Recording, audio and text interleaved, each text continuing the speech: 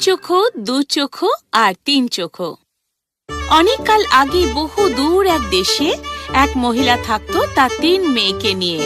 তার ২ মেয়ে, একজনের ১ চোখ, আরেকজনের ৩ চোখ, তার ছিল খুব প্রিয়। তাদের এত ভালোবাসতো যে তারা যা চাইতো তাদের তাই দিত।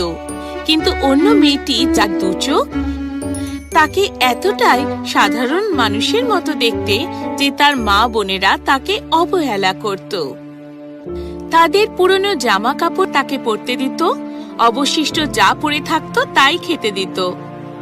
তাকে কষ্ট দেবার জন্য যা যা করা যায় তাই করত।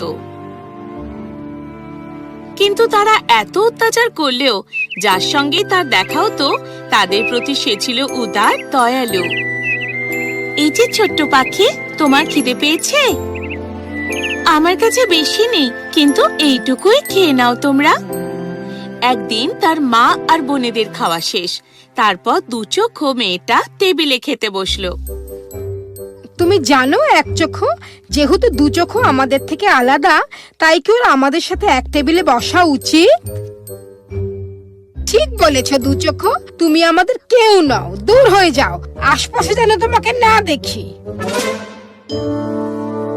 বেচারি ২ চোখো ওদের কথায় দুঃখ পেয়ে কাঁদতে কাঁদতে বাইরে ছুটে গেল। যখন সে কাঁদছে, বিদ্যুৎ চমকে উঠল আর এক বৃদ্ধা পরী তার সামনে এসে দাঁড়ালো। তার পরনে একটা আলখাল্লা যা রোদে ঝলমল করছে, আর সঙ্গের জিনিসটায় মূল্যবান মণিমুক্ত ঠাসা। ২ চোখো অবাক হয়ে গেল।